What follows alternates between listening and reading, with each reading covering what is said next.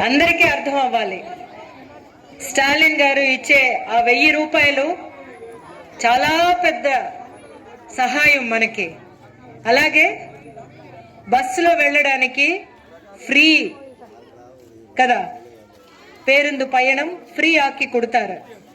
அதனால என்ன நடக்குது, நமக்கு பிடிச்ச நேரத்துல எங்கேயாவது போகணும்னு நினைக்கிறோம், இல்ல நமக்கு வேலை இருக்கும்போது போகும்போது கூட அந்த பணம் நமக்கு மிச்சமாகுது.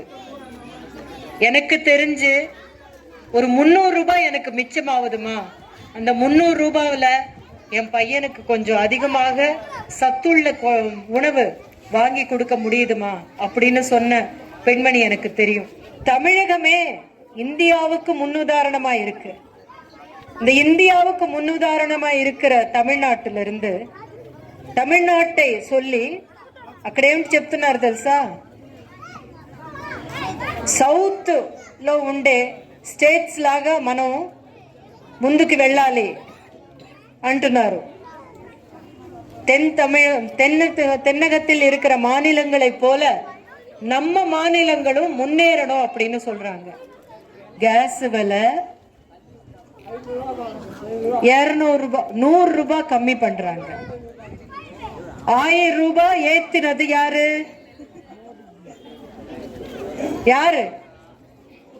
மோடி தான் ஏத்தினாரு.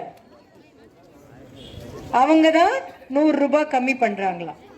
இது எப்படி இருக்கு, அவங்களே ஏத்துவாங்களாம், அவங்களே கம்மி பண்ணுவாங்களாம் కదా. ఇదేంటండి, ఇప్పుడు మనం ఏదైనా బట్టలు కొనడానికి వెళ్తాం కదా, துணி வாங்க போவோம்ல, அங்க சேல்னு போட்டிருக்கோம். அந்த சேல்ன்றது என்னன்னா விலைய உயர்த்தி வச்சுட்டு நமக்காக அப்போ கொஞ்சம் கம்மி பண்றது.